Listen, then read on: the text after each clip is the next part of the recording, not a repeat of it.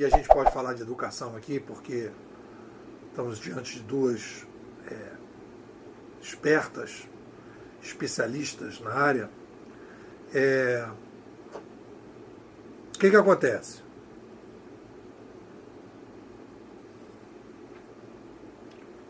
Todo aquele estudo que eu tenho feito, que é a discussão sobre o aumento demográfico. Essa é a minha contribuição para a Escola Canadense de Comunicação. O ser humano é a única espécie que aumenta demograficamente. Olha só que coisa interessante sobre essa discussão qualidade e quantidade, que tem tudo a ver com a escola. Quando eu estava escrevendo aquele livro Escola 3.0, eu tive contato com o Ronaldo Mota. Aí o Ronaldo, que é o reitor da Estácio, ele deu uma entrevista curtinha, de 2 minutos, que ele fala isso. Para mim a quantidade, a inovação na escola é quantidade na qualidade, qualidade na quantidade. Aí tem uma coisa que eu acho que é muito legal, que é a seguinte: a nossa mentalidade, o epicentro da mentalidade, é como se a nossa mentalidade, do ponto de vista assim, de quando a gente pensa profissionalmente, quando a gente pensa nas organizações, nos problemas, em que a gente tenta resolver os problemas do mundo, o epicentro da mentalidade profissional, digamos assim, é o conceito de qualidade. Eu vi isso claramente. Eu fui fazer um trabalho num cliente e era uma empresa até lá na PAI, que a Andréa trabalha lá. Então, lá na discussão que a gente fez, quando o Júlio me convidou, ele gostou do papo sobre uberização. Vamos uberizar, vamos uberizar, vamos uberizar. Quando eu cheguei e mostrei para eles o que era a verdadeira uberização, aplicado no caso deles, lá na oficina, uma das pessoas que estava participando virou e falou uma coisa que eu achei espetacular. Eu aprendo com as pessoas, né? Falou assim: mas isso não tem a ver com a filosofia aqui da PAI. Não tem a ver com a filosofia da empresa. Porque o conceito a filosofia que montou a empresa, a pedra fundamental que montou a empresa, a pedra fundamental que montou a nossa sociedade, ela realmente era baseada numa filosofia. E essa filosofia, que é a pedra fundamental, que baseou a estrutura de todas as organizações, era uma filosofia de comando e controle que almejava uma determinada qualidade. Então se criou um parâmetro de qualidade que estrutura a nossa mentalidade. Então qualquer coisa que você diga que é qualidade, o cara diz: qualidade. Vários alunos meus concorreram a vereador nas últimas eleições. Aí eles chegaram para mim e falaram: Nipo, eu sou candidato a vereador. Eu falei: tá, beleza, qual é a proposta? A minha proposta é: vamos reduzir o número de alunos em sala e vamos melhorar a capacitação dos professores. Eu falei: beleza. Vocês fizeram esse curso comigo esses anos todos e estão falando isso para mim? Vocês têm coragem de falar isso para mim? Porque o que acontece? Você vai... O velho discurso, a solução da educação é: eu reduzo o número de alunos em sala de aula e aumento os professores. Tudo bem. Mas aí você tem que colocar o coeficiente da quantidade numérica do aumento demográfico. E quando você bota no papel redução de número de alunos e aumento da qualificação dos professores, a conta não fecha. Porque a filosofia da qualidade que nós temos para a educação está intoxicada com a pedra fundamental do início da construção das organizações, que era uma estrutura baseada num ambiente tecnológico que tinha e que possibilitava, como a melhor possibilidade possível, aquele modelo de qualidade, que resolvia de alguma forma a quantidade na qualidade, a qualidade na quantidade. Que é isso que a Andréa falou. Antigamente era pouca gente. Eu estudei numa escola, né, que era uma escola estatal, como acho que vocês estudaram também, que tinha uma qualidade. Classe média estudava naquelas escolas. E aí a classe média indo estudar naquela escola levava toda uma cultura de casa também, e aquilo ali se somava com o que existia, e a escola tinha um ambiente de qualidade, digamos, de troca, que hoje não existe mais naquele ambiente que a André está trabalhando. O professor tem uma distância entre o professor e o aluno que é gigantesca, que o aluno, em casa, ele está totalmente desprovido de um conjunto enorme de informações e de possibilidade de autonomia de pensamento, de capacidade matemática, de construção de linguagem, de explicações, de conceitos, totalmente desprovido.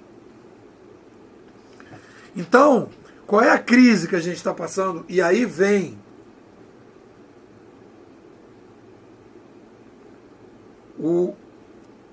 a minha grande mudança do NEPO 2.0 do ano passado para o NEPO 3.0 desse ano. Eu percebi que o NEPO 2.0 ele acreditou todo o meu esforço nos últimos 10 anos. A gente é muito bobo, naíve, mas tudo bem. Todo o meu esforço nos últimos 10 anos foi para construir uma metodologia que foi o desafio. Eu me coloquei nesse desafio. Eu preciso construir uma metodologia para apresentar para as empresas que vai ser a forma mais barata de migrar do mundo atual para o novo mundo. E todo o meu esforço de 10 anos foi para construir essa metodologia. O livro de 2006, o livro de 2010, o livro de 2013, o livro de 2013 e agora o livro que está saindo agora no segundo semestre. Foi a construção dessa metodologia. Então eu estava trabalhando, que eu achei, olha a minha fantasia, eu vou chegar com a metodologia maravilhosa para as pessoas, e as pessoas vão gostar tanto, vão achar aquilo tão espetacular, tão racional, tão óbvio, que elas vão adotar essa metodologia e eu vou bombar, e acabou, não vou me preocupar com mais nada. Vou ganhar meu dinheirinho, vou continuar estudando, e vou ser feliz, e todo mundo vai ser feliz. Não aconteceu isso. Não aconteceu. Aí vocês vão dizer, Nepo, a sua metodologia não é uma metodologia legal? Não, a minha metodologia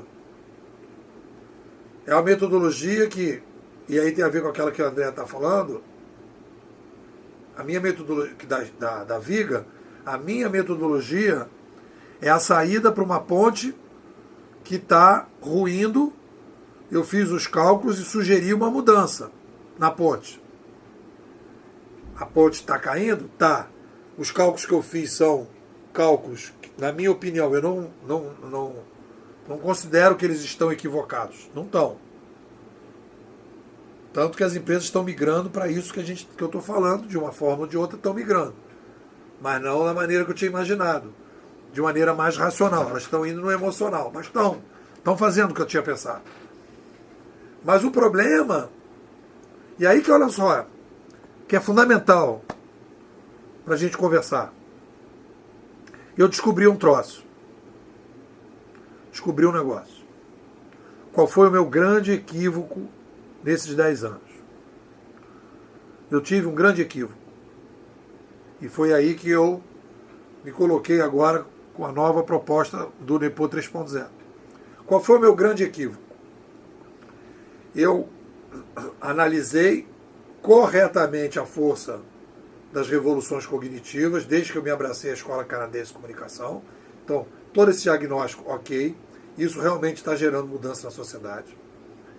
Eu consegui perceber que a revolução cognitiva tinha uma causa demográfica, ok, isso também, muito legal, muito bacana, mas eu não coloquei,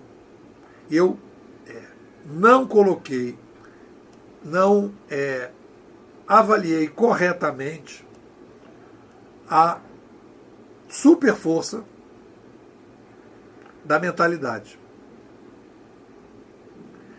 A mentalidade é extremamente reativa. E todas essas projeções que as pessoas estão fazendo desse mundo novo que está vindo, das mudanças que vão acontecer rapidamente, que o mundo vai virar de ponta cabeça, que as coisas todas vão não sei o quê, papapá, e estão acontecendo, etc, tal, papá, e estão em várias áreas e tal, mas existe um problema geracional. Existe um problema da mentalidade. E a mentalidade, e eu consegui diagnosticar, e aí eu comecei no Nepo 3.0, eu saí, deixei, se você olhar o site novo que eu estou construindo agora, que vai ser lançado agora em junho, você não vai ver a palavra consultoria. Acabou a consultoria. Eu não faço mais consultoria. Eu estou investindo tudo em conteúdo, pesquisa e capacitação. E o grande esforço, o grande projeto que eu estou querendo, aonde que eu quero me recolocar no mercado, é para ajudar as pessoas a superar essa mentalidade que a gente tem. Isso é uma oportunidade muito boa de trabalho. E o grande desafio que nós temos hoje, ele não é tecnológico, tecnologia já tem. Ele é basicamente um esforço de superação da mentalidade. E o epicentro dessa superação é a capacidade que a gente vai ter de conseguir superar, eu não sei se a gente vai conseguir, se é aquela coisa daquela praga lá que o nosso amigo, como é o nome dele, das revoluções científicas, o Kuhn, Thomas Kuhn, ele disse que um novo paradigma só vem com a morte dos antigos detentores do velho paradigma. Ele disse que não, na maior parte das pessoas tem que morrer uma geração e nascer outra. Então, o que eu quero dizer para vocês é o seguinte: a grande crise que a gente tem hoje é que todo o modelo de conceito de qualidade profundamente arraigado nas pessoas, emocionalmente, é um negócio que está embaixo da placa-mãe das pessoas, escondido, sem acesso, é o conceito de qualidade. E aí o que acontece? A gente continua tentando insistir. Meus alunos foi um exemplo disso. Depois de toda a discussão que eu tive com eles, toda a discussão que foi feita foi a tentativa de manter a qualidade nos velhos moldes. E a gente não consegue entender que a qualidade que a gente vai ter de educação, ou a qualidade que a gente vai ter de serviços, produtos e serviços, vai entrar com um novo paradigma. É o uso intensivo de inteligência artificial, o uso intensivo de participação, de avaliação, de estrelinha, de comentário, de curtir, de não curtir. É um mix dessas coisas todas, de iniciativa, de autoaprendizado. E é essa qualidade, esse novo patamar de qualidade, que existe qualidade nisso, essa nova maneira de resolver o problema, que vai ser a possibilidade da gente resolver o problema da quantidade na qualidade. E isso é um negócio que mexe no âmago de todo mundo. Depois eu tenho outra coisa que eu quero falar, mas eu quero agora dar uma rodada. O que vocês acham disso? Vou começar ao contrário. Carla, fala você primeiro. Exatamente. Depois eu acho que assim, a grande revolução ela vai ter que começar pela escola. Porque a escola está ensinando errado. Quer dizer, a escola ela vem dessa mentalidade assim, linear que a gente teve, né?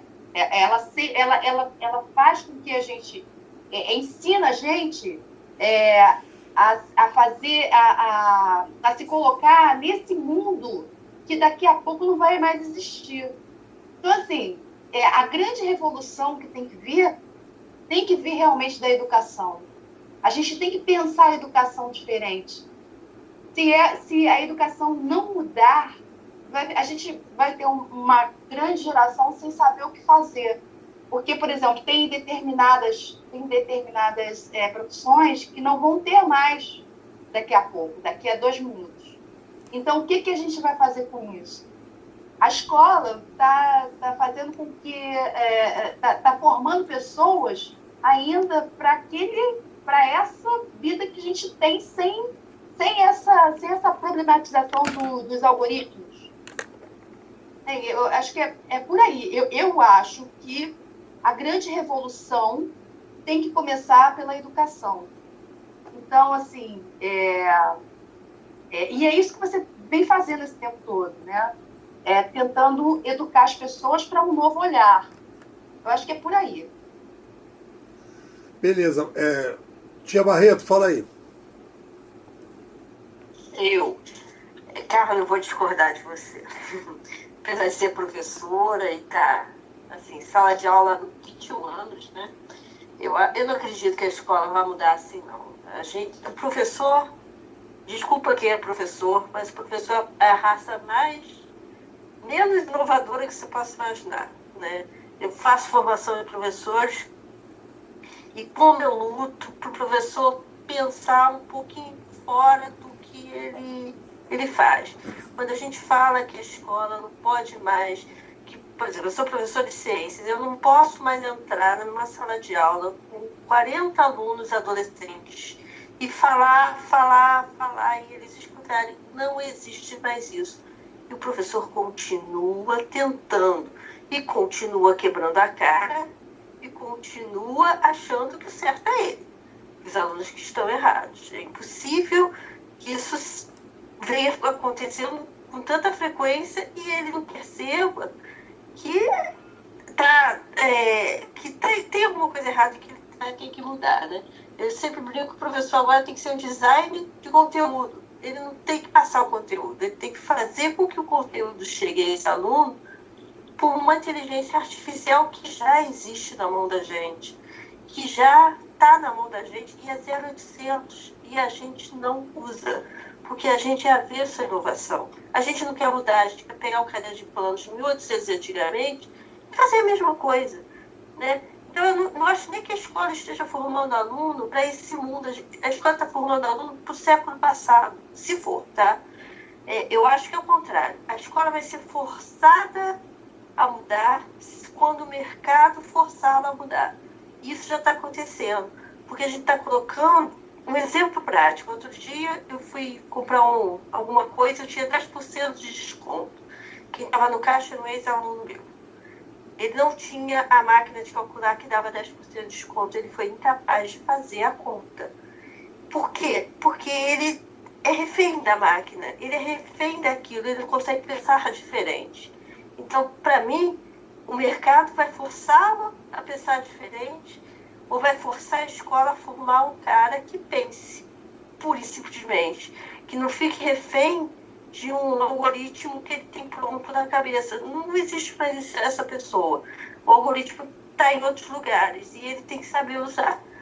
E a escola não vai mudar assim, não. A escola só vai mudar se botarem a faca na barriga dele e dizer assim, você vai mudar. E a faca está na mão do mercado. É isso que eu penso. Mas você discordou de mim em quê? Não, eu discordei da Carla. Ah, da Carla. Depois na realidade... Eu concordo realmente com você. O professor realmente tem uma resistência. Não só o professor, como toda a estrutura, como a escola tem uma resistência. Mas, assim, é por aí que eu acho que tem que mudar. Por exemplo, a minha filha, ela tem 10 anos. Ela, outro dia chegou falando assim, poxa, eu achei uma professora tão bacana, sabe? Ela dá ciências. Sabe aquele desenho legal que a gente vê? E aí ela cruzou o conteúdo do desenho junto com... Sabe? Então, assim, eu acho que tem alguns professores que já estão se abrindo para isso. Mas a maioria realmente é muito difícil. É muito difícil a maioria entender. Mas eu acredito que pessoas de mercados vão abrir vão trocar, vão disponibilizar conhecimento, como, por exemplo, o Lepô, ele disponibiliza conhecimento, então várias pessoas vão começar a disponibilizar conhecimento na rede e a escola vai ter que mudar, vai ter que ser, por aí mesmo, a escola realmente vai ter que mudar. É isso aí mesmo. A escola tem que estar preparada para a sua filha, que começa a ligar o desenho de ciências com o conteúdo de ciências, com uma música que ela não viu, ela não está mais fechada em caixinha. E é esse aluno que a gente tem na mão, e esse aluno assusta, porque é o que o Lepô está falando. A solução das pessoas não é diminuir o número de alunos. Eu já trabalhei numa turma de 10 alunos. E eu prefiro trabalhar com uma turma de 40, porque 40 você tem diversidade, e diversidade te dá uma boa aula. Fica um monólogo com 10 alunos, você fala, ele olha para tua cara, faz aquela cara de inteligente, finge que entendeu você. Com 40 não, tem um fuzuê que eu gosto. Então, claro que tem professores, eu conheço muitos deles, que estão inovando, mas é pouquinho, entendeu? Tem que ser mais rápido, e o mercado vai transformar isso mais rápido. Eu acredito que seja assim, que seja ao contrário. Não é a escola que vai mudar o mercado que vai mudar a escola. Ah, tá, já entendi. Andréa, fala, Andréa 2. Estava ansiosa aqui para falar. Essa discussão é muito interessante e eu acho que, tenho certeza, né, que ver educação, mas usando a palavra mesmo na etimologia, mesmo desenvolvimento, né, educação enquanto desenvolvimento humano, e que é possível mudar. Só que a pessoa que faz quer dizer, que mobiliza o processo, que orienta o processo, e que é o professor, a gente tem aí uma geração mesclada hoje, né? Nós temos uma geração mesclada entre professores mais jovens, com mais possibilidades, e professores com mais idade, também com desejo. A gente diz sempre que o professor com mais idade, na geração X, baby boomer, ele é alguém que tem dois caminhos. Ou ele faz um puxadinho tecnológico para poder compreender até como é que esse mundo funciona e atuar, porque ele vai lidar com a geração que é do digital, ou ele vai escolher se acomodar. Eu encontro, também trabalho como a Andréa Barreto com capacitação de professores, eu encontro um número grande de professores que se colocam numa situação que eu nasci assim, cresci assim, vou morrer assim, o complexo de Gabriela, né, que a gente brinca. E existem outros que têm bastante idade e que não a sua mente, a sua plasticidade neural está sempre em funcionamento, ele não para de aprender e de se colocar, e aí a postura do professor é muito importante, a forma como ele lida com essa moçada que está aí, alguns para se defender atacam, né? Então, a postura do professor, quando você fala da mudança, de ter que morrer uma geração para começar outra, dá uma tristeza, mas tem uma certa lógica, né? Porque a postura precisa mudar, o professor precisa ter uma postura diferente, né? O papel dele mudou agora e muitos ainda não entenderam isso. Ele agora é um orientador, a ideia é trabalhar pensando em projetos, a ideia não é que ele seja transmissor, a ideia de transmissor já está obsoleta, não tem mais sentido ser transmissor de conhecimento. No entanto, a gente fala disso, mas a gente chega nas salas de aulas e a gente vê em número grande ainda um transmissor com um quadro, um giz, ou quem sabe um slide, né? E que acaba trabalhando os conteúdos ali de uma maneira muito obsoleta, porque transmite quando você já tem aí a internet com milhões de possibilidades de você assistir a aula se quiser, de participar de um chat se quiser, de montar um gráfico se quiser, de usar um aplicativo se quiser, quer dizer, com uma possibilidade infinita. Então, para mim, a questão do professor é fundamental, porque ele interage nesse processo, poderia ser um grande mentor, vamos dizer assim, né, o curador, como você chama, mas ele acaba ainda um pouco arraigado às questões do passado. Eu sempre fiz assim. Outra questão séria do professor Eu sou o suposto saber. Então, como é que agora eu chego para um garotinho e pergunto, me ensina aí como é que baixa esse app? Né? Fica complicado. Então, essa história de largar um pouco dessa postura de que eu sou o suposto saber e que eu não pergunto, ainda tem muito dessa geração arraigado. O conflito de gerações ainda é muito forte, mas é a estrutura do sujeito também. Eu sempre aposto na estrutura do sujeito, né? Que a possibilidade que ele tem de se transformar, a possibilidade que ele tem de repensar, a possibilidade que ele tem de poder colocar a mente dele para funcionar de uma outra maneira. Então, a grande questão para mim é essa. Eu vejo sim na educação uma grande possibilidade, porque lá quer dizer, educando, desenvolvendo que você consegue essa transformação, porque ela é de dentro para fora, né? O fora, claro, transita com o de dentro, não tem dúvida, tem influências, como disse a Carla, o mercado, ele te impulsiona. Mas, para mim, ainda é uma questão de estrutura do sujeito. Quando você fala, Nepô, em avaliar, que você acabou falhando em avaliar a questão da mentalidade, né? E é isso mesmo, a mudança de mente, para essa era é fundamental. Como é que você vai explorar laboratórios para tentar uma nova forma de conduzir a educação, se as pessoas não estão dispostas nem a discutir? Quando você faz uma capacitação com professores, você vê uma baita de uma resistência, como colocou a André, também concordo, tem uma resistência gigante. As pessoas estão muito, muito na defensiva, mais atacam do que aprendem, né? Então, para mim, a questão gira em torno do sujeito. E lembrar que aprender envolve intelecto. Intelecto é pensar, sentir e agir. Né? Nosso cérebro é triádico.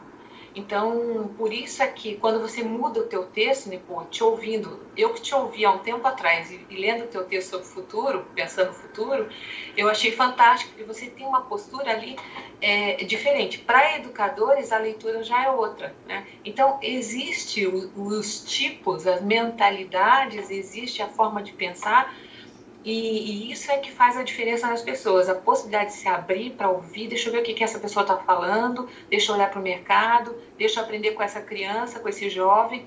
Eu acho que essas questões são fundamentais. Vejo professores ainda com muito medo de interagir mesmo com o pessoal da geração digital, principalmente os professores com mais idade, ou com menos mentalidade aberta, vamos dizer assim, porque a idade não é o problema. Eu, às vezes, encontro professores com mais idade que são super cabeça aberta e dispostos a mudar. Mas ainda creio que é uma questão do sujeito, sabe? Uma questão do sujeito, a questão da dificuldade, a questão da mentalidade e essa dificuldade de transcender. Eu acho que sabedoria é isso nos tempos atuais, né? Tem uma questão aí que é sabedoria. Deixar esse suposto saber e pensar como é que eu posso orientar, né? De que maneira eu posso orientar melhor. Eu preciso entender como é que funciona. Eu preciso procurar a tecnologia, eu preciso disso. Não dá, tem pessoas que estão querendo viver uma vida de educação à parte da tecnologia, não consigo entender como é que isso se processa no mundo completamente tecnológico, né? E, ao mesmo tempo, eu também vejo a necessidade de resiliência desse próprio professor, quer dizer, ele ter essa capacidade, que também tem a ver com essa plasticidade neural, de se reinventar, de buscar, de acreditar. Tem gente que não se acredita, né? Se vê limitado, e isso acontece muito em educação. E quando você não acredita, você não alcança, né? São coisas tão básicas, parece até o óbvio. Mas é isso. Então, eu acho que a minha contribuição é essa nesse momento, né, pô? Legal. Estou aqui também pensando aqui, mexido aqui com a gente está conversando. O que acontece aí? Eu acho que tem uma coisa que é fundamental para a gente entender, que é assim, o eixo fundamental da passagem, que a gente vai ver daqui a 50 anos, digamos, daqui a 50 anos, vou fazer essa viagem. Qual é a grande... E alguém vai olhar e vai dizer assim, o que realmente mudou no ambiente educacional?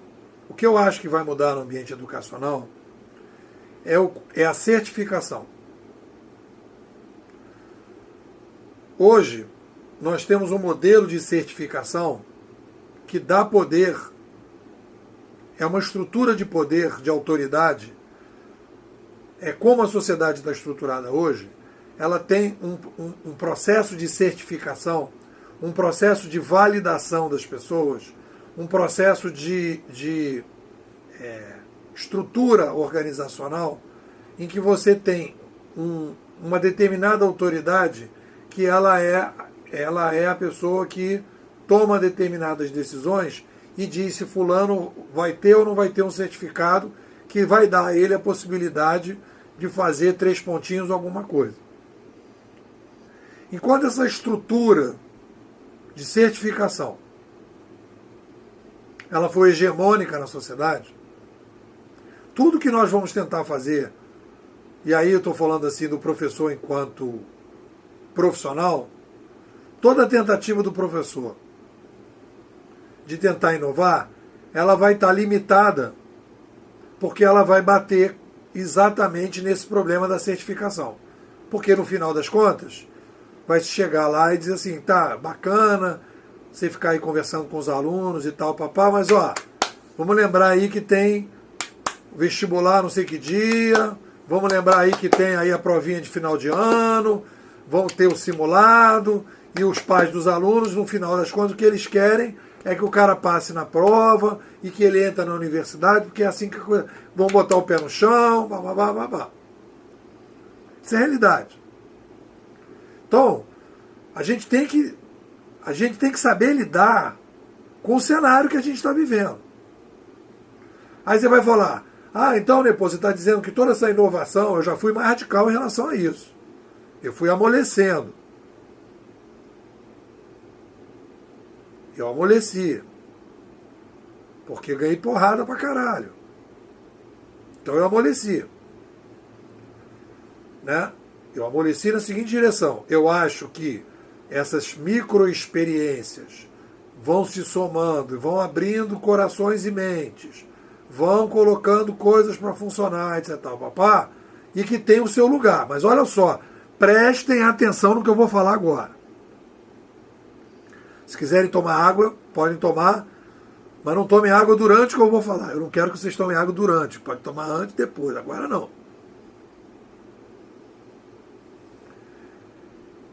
Tudo isso, todas essas experiências incrementais de melhoria, de fazer uma aulinha diferente, bababá, bababá, bababá, babá, a gente tem que ter consciência que enquanto o processo de certificação não for alterado,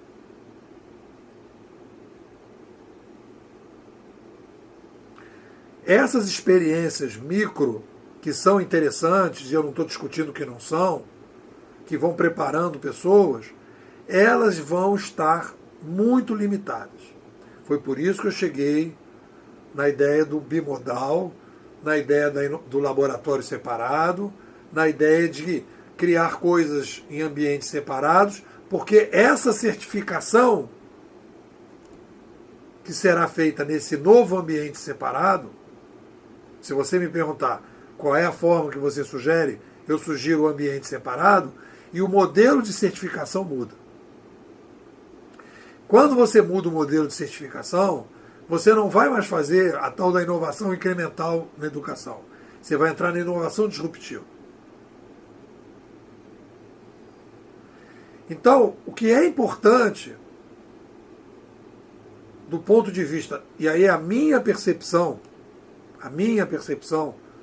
amanhã, não sei se eu vou estar vivo para saber se a minha percepção era viagem na maionese ou não, mas é o que eu acredito, até que alguém me convença do contrário, através de argumentos lógicos. E eu não acho que a mudança ela se dá, foi meu amadurecimento, né? Não é tão racional assim. Todo esse processo incremental tem a sua importância, mas a gente tem que ter clareza, como estrategista, como cenarista, como futurólogo, como futurista ou futurador, eu tenho que colocar o seguinte: nós estamos diante de um futuro que não vai mais certificar do jeito que a gente certifica, que não vai mais colocar a escola como um cartório de certificar. A escola hoje, o papel da escola hoje e o poder que a escola tem é porque ela é um cartório certificador. Esse é o papel da escola. Se você olhar objetivamente, é isso. A escola é um cartório certificador, que você é obrigado a ir lá para receber o tal certificado. Isso que tem a ver com a estrutura toda de poder que a educação tem hoje na sociedade, e que toda a estrutura da sociedade está baseada nessa estrutura de poder, da mesma maneira que a escola tem isso, outras instituições têm esse poder, o juiz tem o poder de julgar, o médico tem o seu poder, o jornalista tem o seu poder, eu tinha, e tudo isso tem o seu poder, o político tem o seu poder. Todas as estruturas organizacionais certificadoras, o cartório, o banco, elas estão impedindo essa discussão que a gente estava fazendo antes, qualidade na quantidade. Enquanto a escola continuar sendo um cartório certificador, o espaço do professor fazer determinadas inovações é muito limitado. Porque se ele começa a ser o tal inovador dentro do cartório certificador, um belo dia alguém vai chegar para ele: querido, não é isso que a gente está querendo de você, aqui é um cartório certificador. E você está querendo inventar. Então ele vai sair fora. Ele vai levar porrada.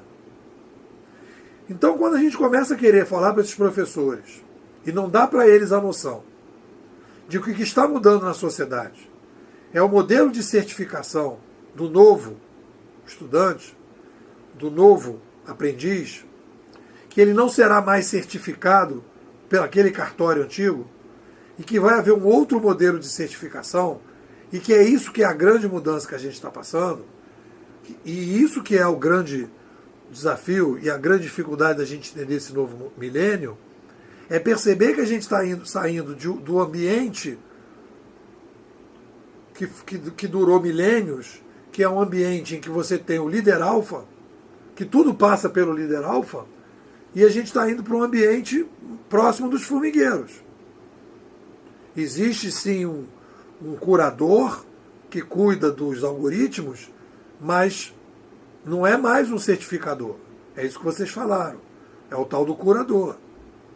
Só que quando a gente está falando desse curador, esse curador, ele não é o cara que vai certificar se o cara vai levar o carimbo. Ele não vai ter esse poder.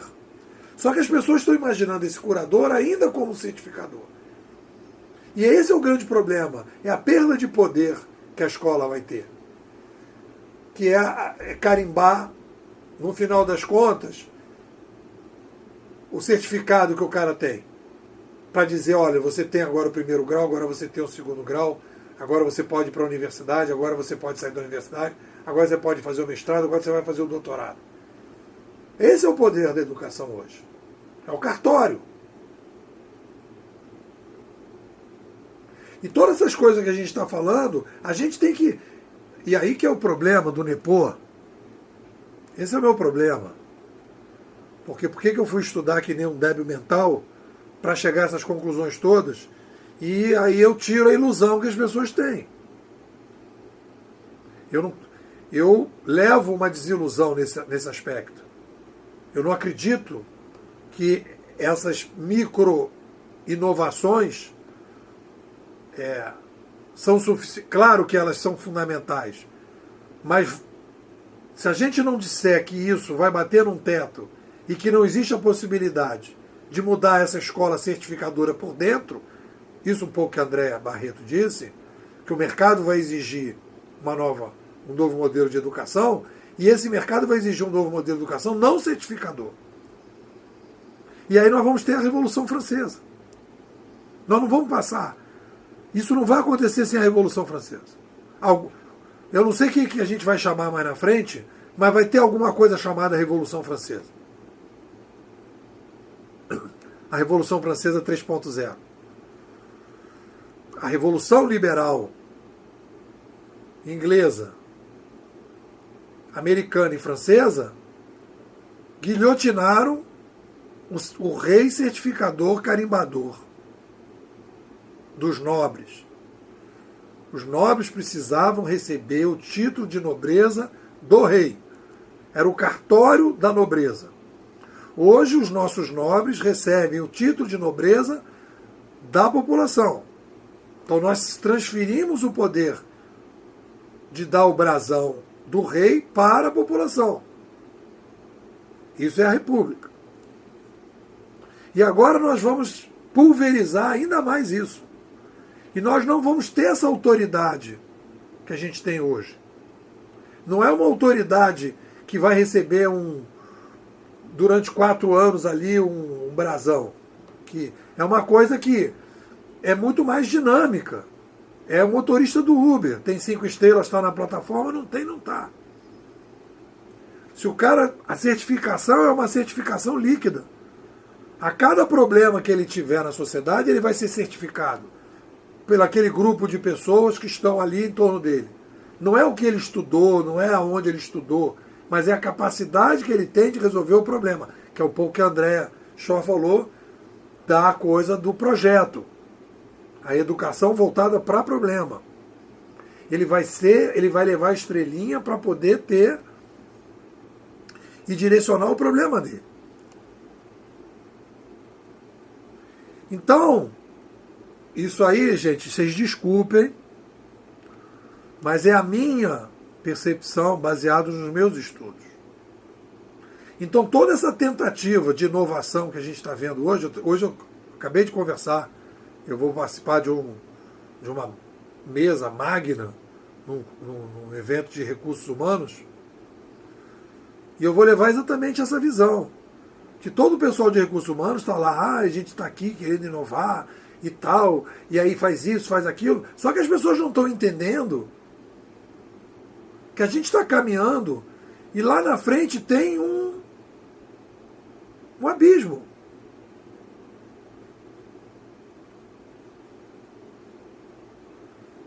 Tem um corte.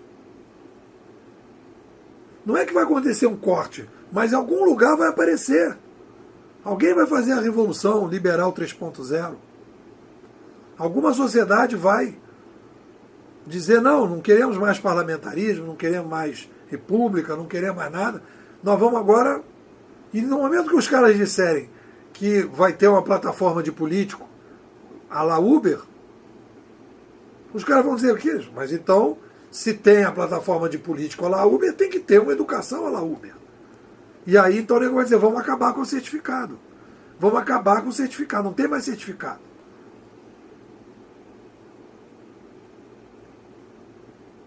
Eu tenho um negócio que eu queria falar, mas não estou conseguindo. Vocês estão me deixando nervoso. Mas vamos continuar, vamos lá. Vamos começar agora com o André Barreto. André Barreto, por favor. Não é para ficar nervoso, não. Olha só. Eu estava pensando aqui, eu participei de uma parte, essas bases curriculares que saíram agora, que as pessoas estão discutindo, eu participei de uma parte da discussão das bases curriculares, eu mexi nelas. E é muito engraçado porque se reuniu muitos, eram mais de 100 professores em São Paulo. A gente se reuniu em equipes, claro, em equipes bem bonitinhos, assim, pessoal de biologia junto, pessoal de ciências, pessoal de história, enfim. E a minha agonia sempre é que as pessoas falavam assim, a gente vai modificar isso, mas a gente vai modificar isso e o Enem, né? É a certificação, né? E a certificação, as pessoas estão pensando ainda na certificação de agora. E a minha agonia era, não vai ter essa certificação. Daqui a alguns anos a gente vai ter que fazer nova base, e aí? Bom, foi voto vencida, a base está aí, mas olha a discussão que a base está trazendo. Quer dizer, não a base, mas essa reforma do ensino médio.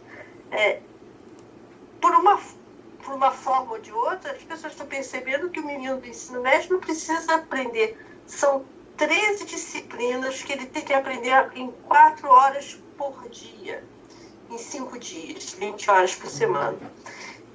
13 disciplinas em 20 horas, a conta não vai dar certo, né, no final.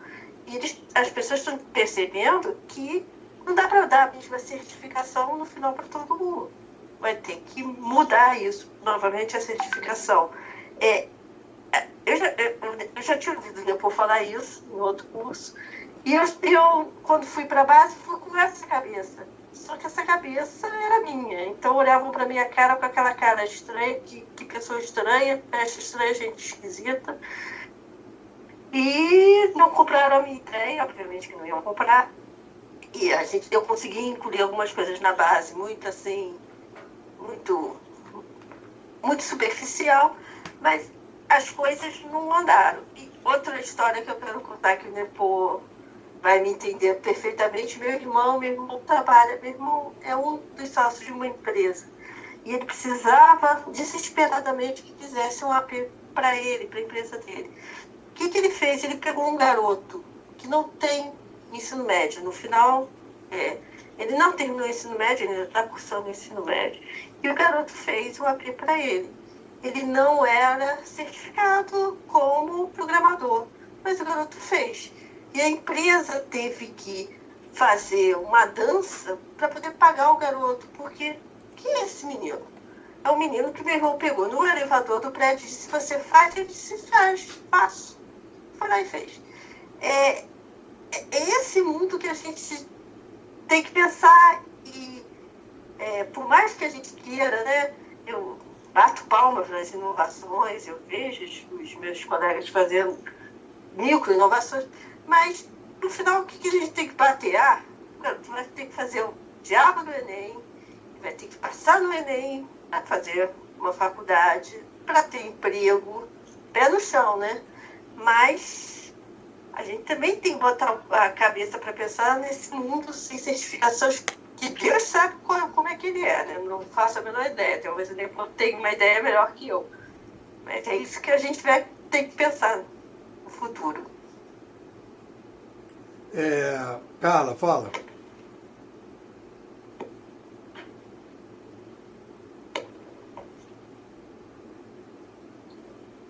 Carla.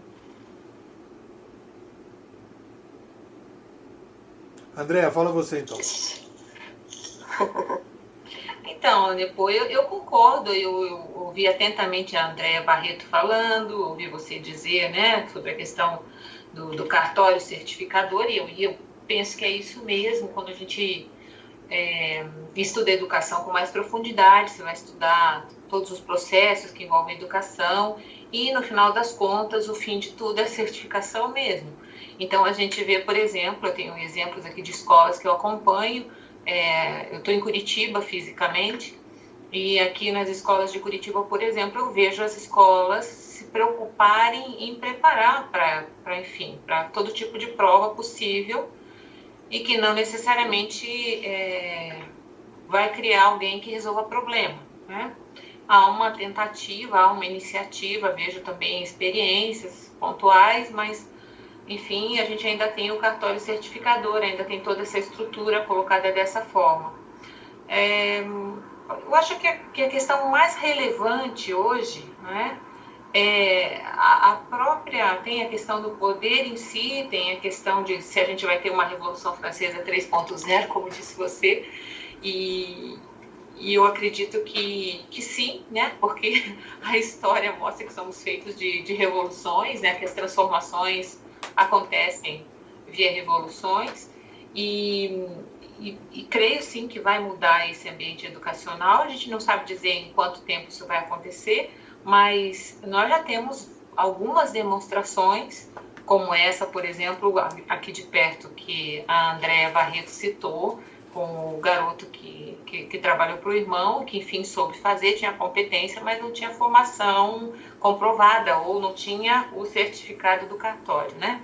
Mas eu acho que a gente já tem esse tipo de situação, mas a gente ainda tem um número muito grande de pessoas que inclusive não ousam, essa é a minha preocupação maior, de alunos mesmo, de pessoas envolvidas no processo de aprendizagem e de educação de uma maneira geral, que pela própria dificuldade, mentalidade, não ousam pensar fora da caixinha, né? E isso envolve professores e envolve alunos também, naturalmente, e essa eu acho que é a maior dificuldade. Eu acho que essa abertura de mente, né? Essa mudança e essa abertura é fundamental. E volto de novo, para mim, eu insisto na questão de que se a mentalidade não for mudada, nós não teríamos nenhum tipo de mudança rápida, né? Então, eu ainda acho que temos a questão do poder, temos a questão, né, de como é que as coisas mudam. É o mercado que faz essa pressão, né? E a escola e a educação nesse processo ainda precisa mudar muito, ainda tem muito que rever, mas eu acho que o fundamental hoje, o que me mais marca para mim é a questão da mentalidade mesmo. Eu acho que ainda é isso que pega, é isso que dificulta, é a questão da mentalidade. Carla, fala você. Carla. Acho que a Carla deu uma coisa que eu queria falar, depois ela entra.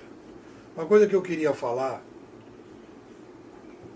e tem agora um momento para falar isso, e eu tenho estudado muito agora essa coisa do futuro, entrando nessa discussão sobre o futuro, debate sobre o futuro e tudo. Uma coisa que veio mais recentemente, isso não foi discutido no nosso último encontro, que eu percebi o seguinte, que qual é a crise que a gente está passando do ponto de vista, se a gente analisar a mentalidade? O que acontece? Olha só que interessante. Eu comecei a fazer essa brincadeira entre historiador e futurador e comecei a perceber o seguinte: se a gente não consegue entender o que está vindo no futuro, é porque a gente tinha um erro em como a gente olhava a história. Não tem possibilidade de você pensar um futuro diferente, se não houver uma revisão histórica. Porque se você não consegue rever historicamente porque se o ser humano está tendo uma atitude agora, ele já teve essa atitude antes. A gente não está inventando um novo ser humano. O que está acontecendo, é isso que eu tenho trabalhado, que a gente não via o ser humano como deveria. Então, o que acontece? Uma revisão do cenário futuro só pode ser feita com uma revisão de cenário passado. As duas coisas é como se fosse casado. Eu fiz uma crítica, e eu botei no YouTube, sugiro que vocês deem uma olhada, num vídeo lá no meu canal, sobre um livro chamado Organizações Quânticas, em que o cara diz assim, eu vou ler para vocês. Página 22. Ele fala, fiz aqui um estudo que tem a ver com o que a gente está conversando. Esses seminários que a Andréa estava conversando, Andréa Barreto. Aí então ele lá. Para construir o livro, avaliamos 60 livros clássicos da gestão da inovação. Entrevistamos ou pesquisamos 90 principais empreendedores. Entrevistamos executivos de nível C. Investigamos as características das 100 startups. Avaliamos apresentações e colhemos informações importantes dos principais membros do corpo docente da Singularity University. Aí você vai ler isso aqui e você vai falar, caramba, esse livro aqui é a melhor coisa que pode existir no mundo. E aí eu fiz o vídeo dizendo que está furado. O método está furado. Aí vocês vão falar, pô, por que está furado esse método desse pessoal? Porque eles estão conversando, pesquisando, batendo papo, levantando dados, não sei do que, mas não estão fazendo a coisa fundamental em todas as mudanças que aconteceram na história do ser humano. A revisão do passado. E o primeiro passo, se vocês pegarem lá, a partir dessa revisão, e começar a ver o início da sociedade moderna, a partir de 1450, a partir de 1450, aí começa a partir de 1500 e pouco, o primeiro cara que aparece é o Lutero. Lutero é um tipo Sérgio Moro da época. É mais ou menos isso. Porque ele vai questionar a corrupção dentro da igreja. Ele vai dizer que aquela igreja está podre, completamente podre. Porque ganhou muito poder, ninguém controlava mais e fiscalizava, eles faziam tudo o que ele queria. Era o Papa tinha não sei quantos filhos, mulher, não sei do que, bababá, pregava uma coisa e fazia outra. Então, existe uma crise, e eu escrevi sobre isso hoje, está no meu blog hoje, existe uma crise, a principal crise que nós temos é a crise filosófica. Enquanto a gente não colocar para o debate da educação a crise filosófica que a gente está vivendo, se a gente não entrar na discussão filosófica, porque toda mudança da sociedade, ela se inicia com os filósofos. Depois do Lutero, vem o trio ternura, que é o Descartes, o Bacon e o Spinoza, que vão estruturar e vão questionar toda aquela religiosidade, as superstições, o aprendizado baseado na Bíblia. Aí começa tudo isso que até a Carla estava falando, do linear. Isso aí é a estrutura que o Descartes trouxe, né? De dividir para entender e tal, toda uma estrutura metodológica de fundamento da sociedade moderna, que permitiu as revoluções científicas, que permitiu. Ali foi a estrutura. Essa base estrutural filosófica que a gente não está tendo. Para a gente poder começar a construir esses novos conceitos de certificação, esse novo conceito da política, esse novo conceito das organizações. Então é uma crise filosófica. E quando a gente entra para fazer esse debate que a Andréa participou, é um debate estritamente metodológico. As pessoas não estão percebendo a guinada civilizacional, porque elas estão no meio do furacão. Então, qual é o papel que eu acho que a gente tem? E aí eu acho que é o papel que a gente pode discutir, como a gente pode ajudar nisso. A gente precisa levar esse debate filosófico para as pessoas. E é isso que eu tenho feito. Eu fiz um curso agora de capacitação, eu estruturei um curso de capacitação que eu estou chamando Mudança 3.0. Ele tem 6 módulos. Módulo número 1. Eu vou mandar para vocês o curso. Módulo número 1, que é a realidade, que vai trabalhar com a questão da possibilidade da percepção. Aí já vou abrindo a cabeça das pessoas. Módulo número 2. É um pouco que é o que eu fiz lá na prefeitura, que a Andréa Barreto participou, só que está mais consistente. Módulo número 2. O que é a felicidade? Em que eu vou discutir questões do tipo ética e moral. E o que cada um está fazendo no mundo, questões existenciais, compromisso com o problema, compromisso com a inovação, não de fora para dentro, mas de dentro para fora. Módulo 2. Módulo 3. Aí entra o que é inovação. O que é inovação? O que é o conceito de inovação? O que é mudança? Qual é a diferença de mudança para inovação? Mudança individual e inovação organizacional. O que é o processo de inovação? Como é que você tira uma ideia e caminha no processo? O 4º módulo é o que é o digital. O que significa realmente essa revolução digital? Qual é a origem histórica dessa revolução, qual é a relação disso com a demografia, qual é a mudança provável que vai acontecer no futuro. E depois, o penúltimo modo é uberização, em que a gente vai falar das novas organizações, dos novos modelos de tudo, na política, na educação, nas organizações, e na justiça, na medicina, na mídia, e tudo, na religião, todos os impactos que isso vão significar.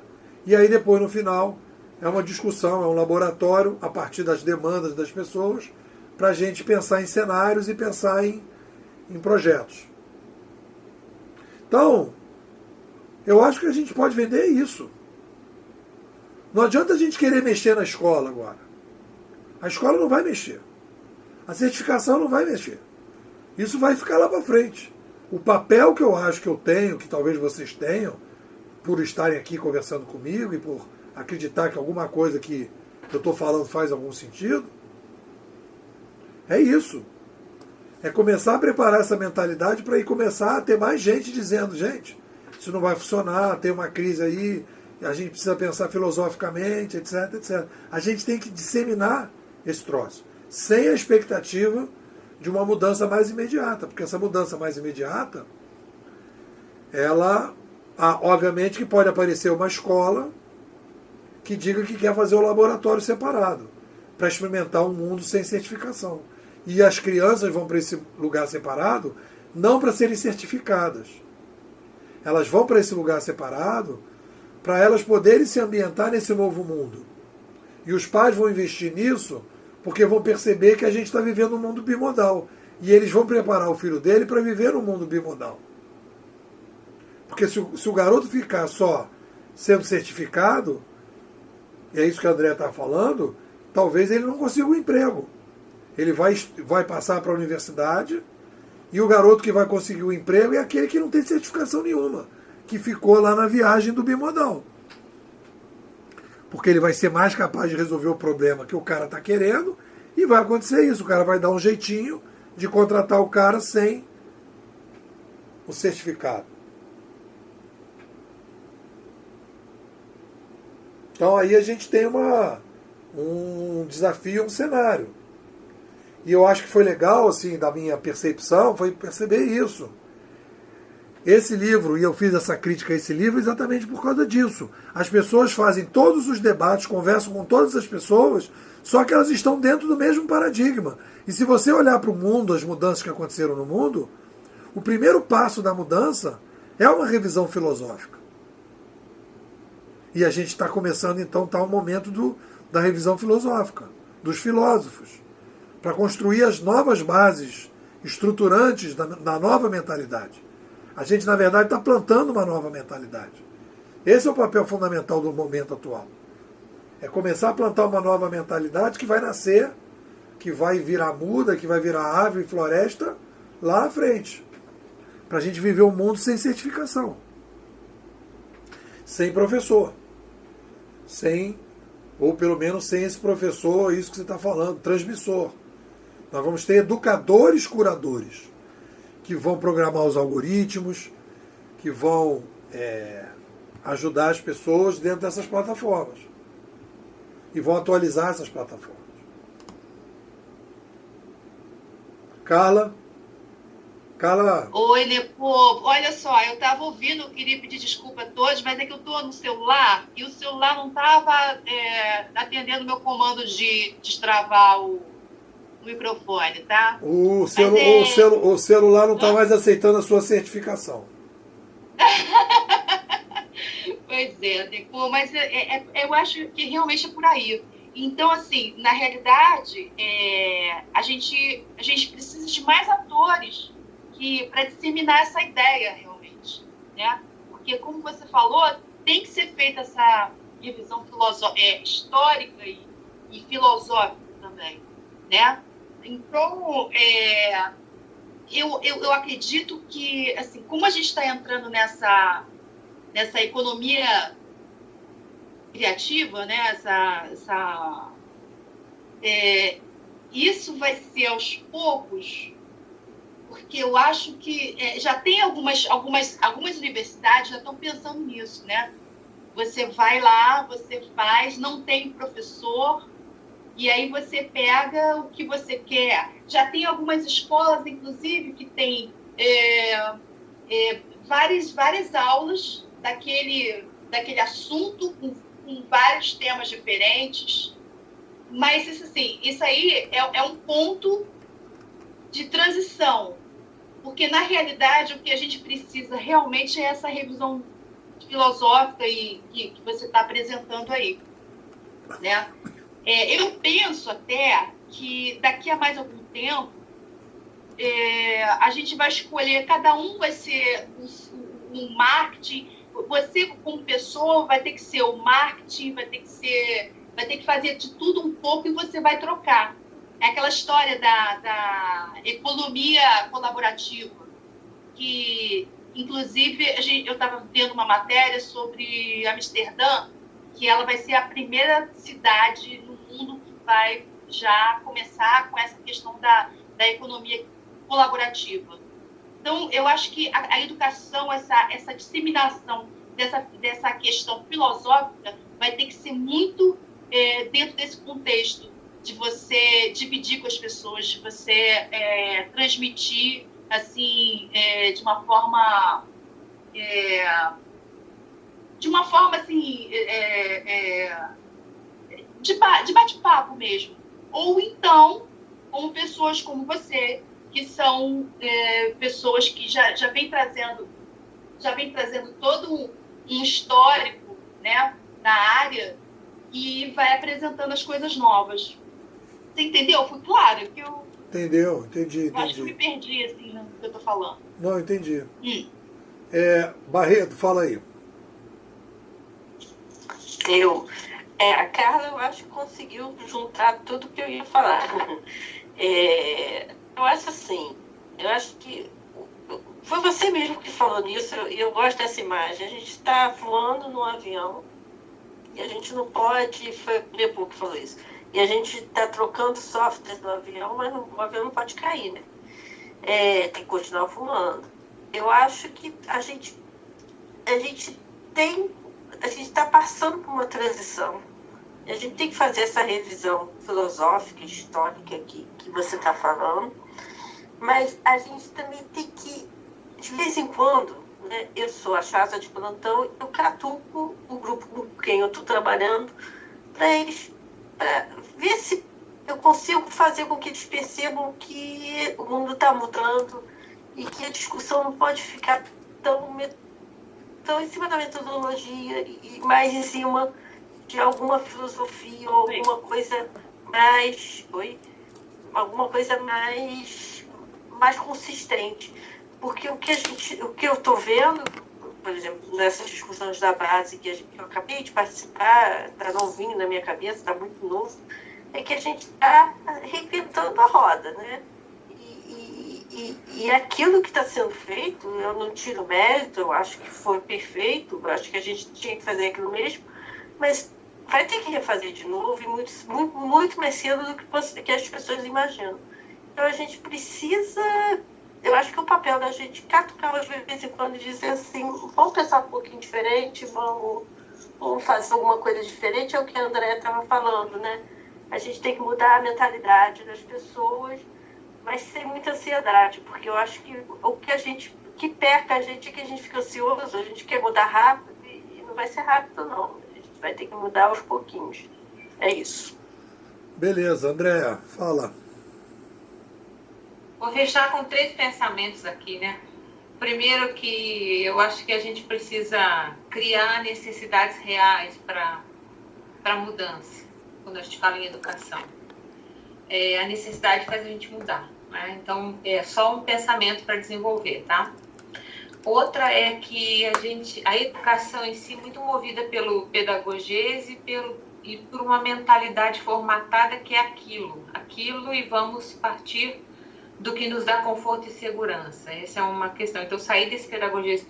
Quando eu ouço a Carla falar, por exemplo, eu fico pensando o quanto eu me vi num processo de aprendizagem quando atuei com pessoas de diferentes áreas, quando fui trabalhar dentro da empresa, porque uma educadora, fui trabalhar dentro de uma empresa e fui ver a necessidade real do mercado, por exemplo. Fui trabalhar com capacitação no período da minha vida. Então, eu tive na universidade, eu tive na empresa durante um tempo, e essa possibilidade de mudança de cenário fez com que a minha mentalidade também pudesse ser outra hoje, em função disso. Poder ouvir as pessoas com outra escuta, né? Que é procurando alcançar, e sem verdades fechadas. Eu acho que a educação tem muita verdade absoluta e fechada, que me preocupa, né? A educação tem uma certa dificuldade de relativizar. E a experiência da certificação, fiquei aqui lembrando que eu tenho tido contato com youtubers, por exemplo. Eu tenho um deles de matemática que tem mais de 100 mil acessos nos materiais que ele faz. Quer dizer, ele tem lá um vídeo que ele ensina matemática de um jeito completamente diferente de tudo que o tradicional faz. E é super acessado e tem dado resultado. Então, quer dizer, já tem movimentos aí, né? Esse é um exemplo de 100 mil, por exemplo, acessos. Assim, são essas as minhas pontuações nesse momento, e a tua palavra final aí para mim também faz todo sentido, né? A razão de ser, o nosso papel, essa guinada só vai ser possível quando a gente abrir o debate filosófico mesmo. Até porque filosofia tem a ver com existência, né? E quem é que não está preocupado com ela? Eu acho que tem uma discussão que eu fiz com meus alunos, e eu estou trabalhando muito. Hoje, o texto de hoje foi exatamente sobre isso, que eu conversei com eles e disse o seguinte: a filosofia ela se transforma em disciplina quando o mundo começa a, digamos, caminhar numa direção assim de um cenário mais incremental. A disciplina, ela começa como se fosse uma brasa, ela vai ficando ali uma brasinha e vai virando disciplina, e ela vai fingindo que é uma disciplina. Aí fica aquele pessoal banando aquela disciplina, e todo mundo está achando ali que é uma disciplina, que aquilo ali tudo ali é contido, que ela é uma coisa assim. E aí as pessoas falam da filosofia, que ela tem não sei o que, ela não vê que aquilo é uma coisa viva. E aí, quando você tem uma crise como a gente está tendo hoje, a gente percebe que a filosofia ela não é uma disciplina, ela é um nível de debate. Essa foi uma das grandes, um dos grandes ganhos que eu tive nos meus estudos, de ver desse jeito. Então, a filosofia é um nível de debate em que, nesse debate, se discute determinados problemas, que é ali que se discute. Então o que é a verdade, o que é a felicidade, o que é a vida, o que é o belo, né? O que é qualquer coisa que seja, o que é o amor. Essas coisas abstratas, em que ninguém tem tempo para conversar, mas quando vive uma crise, a pessoa bate quando perde um parente, quando perde um emprego, quando alguma coisa acontece de mais profundo, quando tem uma crise como a gente está vivendo agora no país, a pessoa fala assim, pô, peraí, o que está acontecendo? Aí ela para pensar. No dia que ela fala assim, eu parei para pensar, você pode ter certeza que ela entrou no estágio, ela botou o pendrive filosófico ali na cabeça dela. Aí ela começou a girar filosofia. Aí ela começou a entrar nesse alfa filosófico. E é isso que a gente precisa estimular entre os educadores. Entrar no alfa filosófico e assumir que a gente precisa começar a pensar a coisa no nível lá no alto da montanha. Qualquer discussão que seja só pé da montanha, tudo bem, é o dia a dia, são as coisas, etc. Papá. Tem gente que não tem fôlego para essa discussão. Mas conseguir descobrir quem são essas pessoas, como a gente fez, por exemplo, na prefeitura. Lá eu fiz um modelo assim. Fiz uma palestra, fiz um formulário. E esse formulário escolhi as pessoas que achava que tinha fôlego para fazer o projeto. Então a gente tem que fazer uma coisa desse tipo. Não é pegar 80 mil, 60 mil. É pegar 100, 200, 300 pessoas que são pessoas que têm mais capacidade de abstração, uma pegada mais filosófica, formuladores, etc. Tal, e começar a fazer com que essas pessoas entrem nesse debate.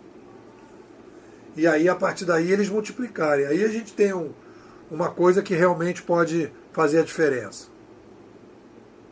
Bom, agora eu vou pedir a vocês para fazer a avaliação. Eu agora estou fazendo uma coisa diferente e vou explicar o que é.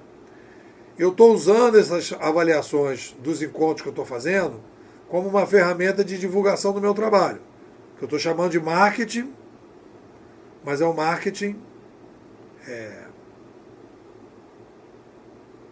mais conceitual. Então os meus alunos fazem avaliação, então eu vou pedir para vocês fazerem essa avaliação. O que ficou de importante para vocês? E principalmente assim, o que teve de novo hoje? Qual foi? Você entrou às 7h30 e está saindo às 9h30.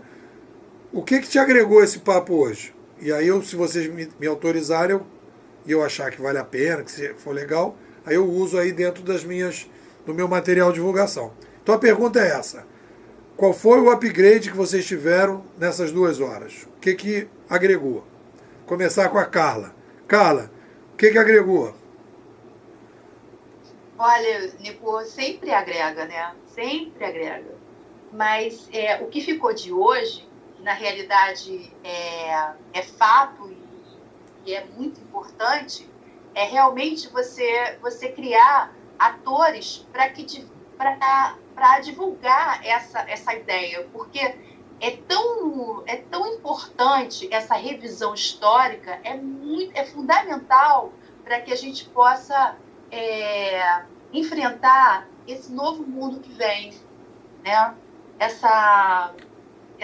Toda essa reformulação, né? que vai haver na vida de todo mundo. Então a gente ainda está muito focado no antes. E então o que é preciso realmente é a gente encontrar pessoas que divulguem essa ideia, que faça essa revisão e coloque isso nas empresas, nas escolas, que só assim a gente vai conseguir fazer essa mudança de forma mais suave, né? Porque a ideia que eu tenho que vai ser assim, de uma forma muito dolorosa porque as pessoas não compreendem o que está por vir, né? Não conseguem encaixar. Até o nosso PIB, né? Ele é marcado de forma linear, né? De forma errada. Você não consegue colocar aí coisas intangíveis, né? Não se coloca, não se dá, não se coloca, não se quantifica as coisas intangíveis. Então a gente tem que chegar nesse acordo, a gente tem que reestruturar tudo para poder essas coisas intangíveis, como por exemplo sentimentos, toda essa coisa filosófica entrar também na conta, tá? Entrar no mundo das empresas, das escolas, porque na realidade a gente está lidando com pessoas. Pessoas têm sentimentos, pessoas têm ideias, pessoas têm todo esse ciclo de humano, tá? A gente foi sempre marcado pela questão da fábrica, não. A gente foi sempre educado para viver numa fábrica. E agora não, agora a gente está partindo para o mundo das ideias. Ela não está mais aqui, ela já não é mais tão concreta. Tudo que está havendo, ela já está no mundo das ideias. Então, para mim, o que fica de importante hoje, realmente, é essa ideia de fazer uma revisão histórica e que a gente precisa de pessoas que entendam isso, pessoas importantes, pessoas que têm o poder de massificar essa ideia para que a gente passe mais, com menos sofrimento para essa outra fase. Maravilha. Vamos lá. Barreto, fala aí. Eu gostei porque reavivou, né, na minha memória certas coisas que estavam latentes lá, mas que eu não tinha mexido mais por várias razões, correria, muita coisa para fazer, enfim. Eu acho que a gente, claro, né, a novidade que ficou na minha cabeça é fazer essa revisão filosófica, essa revisão histórica, né? Mas o que reavivou o negócio da certificação, que realmente é isso mesmo, a gente está andando para isso. Eu não vejo outro tipo de escola, né? Eu vou chamar de escola, mas eu não sei nem se vai ter esse nome no futuro, que seja só o cartório, né? Certificador.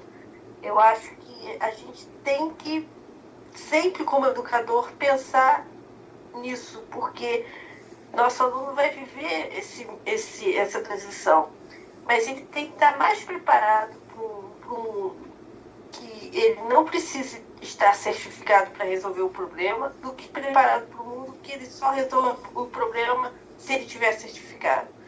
E isso é o que a gente precisa estar pensando sempre como educador.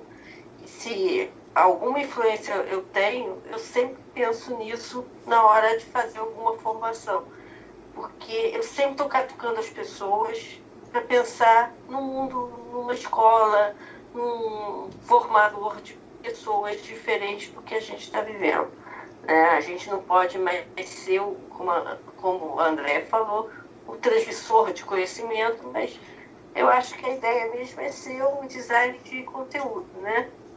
Fazer um caminho que aquele aluno faça o caminho dele para aprender, para ser capaz de ter competências de resolver problemas e não só acumular conhecimento. É isso que reavivou na minha memória. Beleza.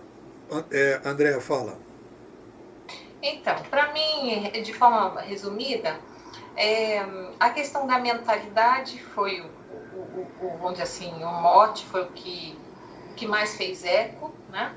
A questão da mentalidade mesmo, porque tem um sentido muito profundo para a área de educação, né? Enfim.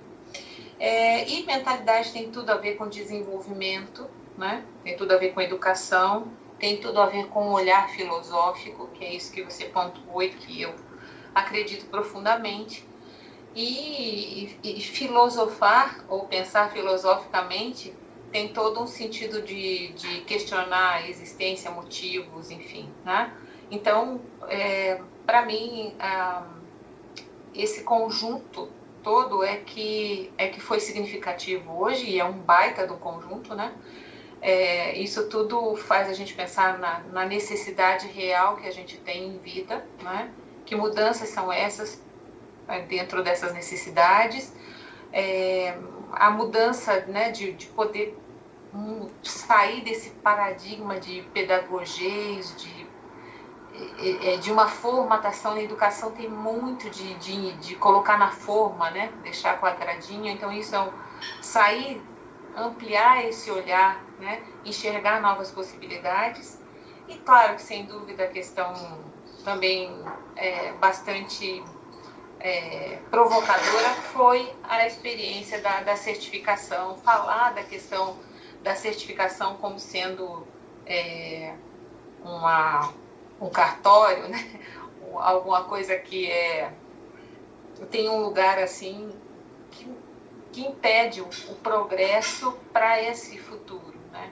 E a gente enxerga isso com facilidade, né? A gente enxerga com facilidade, mas a gente precisa descobrir como é que isso vai se dar para o todo, né? E aí você diz, e eu levo essa mensagem para refletir durante a semana, que vamos pensar um pouco mais a respeito do resgate da memória do passado para poder projetar o futuro, porque também estamos vivendo uma geração que não tem histórico de passado. Quando você começa a questionar inclusive a nova geração, falta um pouco desse histórico. E a gente tem, né, esse histórico na mão. Então, a gente precisa começar a pensar um pouco mais com profundidade na questão filosófica e enxergar esse nosso papel, né, de resgatar a razão aí do ser, né, para o restante todo. Acho que é isso aí. Valeu! Adorei o papo, agradecer a vocês e um grande beijo. E aí eu vou marcar o próximo de junho e aviso a vocês. Um beijo.